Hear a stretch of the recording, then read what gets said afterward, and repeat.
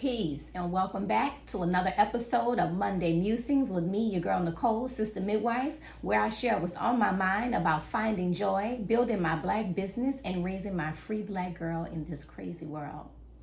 Now, one of the things I see doulas complaining about a lot is getting clients. How do I get clients? How do I market? Where do I market? What do I do? In my doula training, I have a whole module where we talk about the doula business. And what I always would say is that the first thing you got to do is get clear on the answers to the W questions. The who, the what, the when, the where, the why, and the how. And that's what we're going to talk about in today's episode. But before I get into that, I want to talk about joy. It is the last Monday Musings of May, and so I'm reflecting now on the joy that I had in the month of May and want to ask you, what did you do to cultivate joy for yourself in your life throughout the month of May?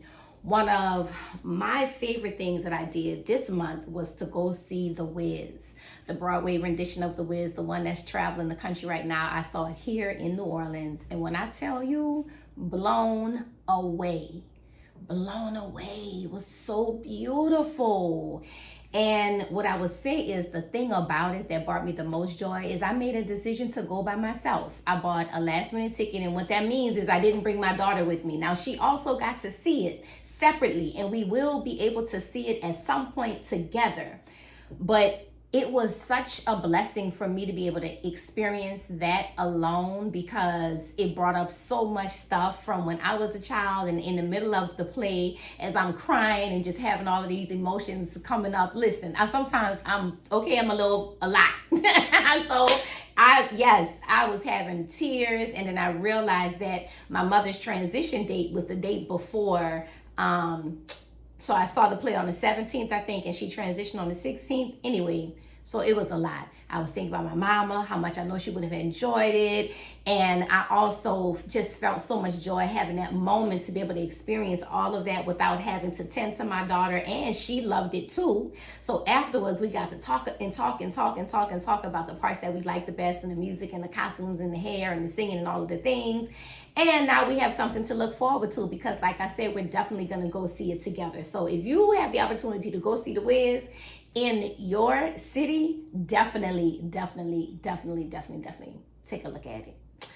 Now, if you're saying that you did not cultivate joy this month, you still have a few more days to cultivate joy, sis. Make some cookies from scratch, go swimming, get off social media, take a dance class, be of service to someone. All of those things can be simple ways to cultivate joy in your life. Now, speaking of being of service, this birth work thing, we know it is all about service. So when I talk about the W questions, I want to know if you know, who do you serve? Why do you serve? Where do you serve? What do you serve? When do you serve? And how do you serve? When you can answer those questions easily, succinctly, and clearly, when you know the answers to those questions, then everything else comes out of that. You know how to market, you know how much to charge, you know where to find your clients once you identify the who, what, when, where, why, and how. So let's talk about that, right? Let's say who. We think about who do you serve. If you want to serve teenagers, your marketing tactics and where you find your clients is going to be very different from if you want to serve older mothers, older first-time mothers.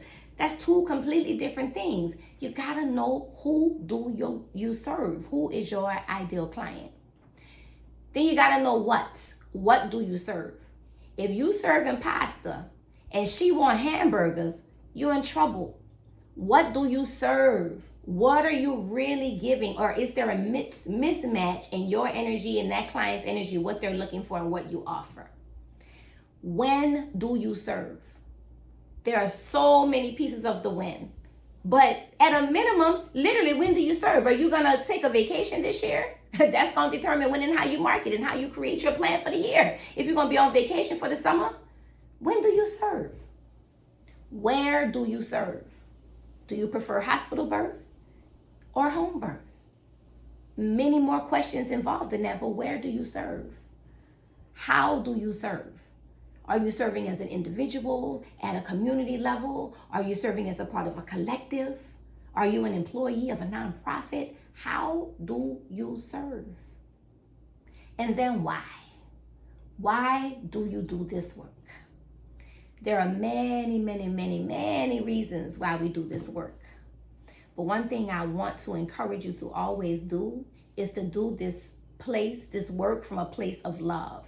A why that is connected to a love of the people, a love of the work, a love of the outcomes, a love of the empowerment, a love of the joy. Do it from a place of love so that you can sustain and so that you can connect to the love in the work, the beautiful part of the work, and not always the harsh reality that we know exists. All right, y'all, that's all I got. Take what you like, leave the rest. If you like something here, something resonated with you, please share it, like and subscribe. Keep showing up, keep serving, keep doing the work. Don't forget to fill your cup, and don't forget to tell the world that birth is the revolution. Peace.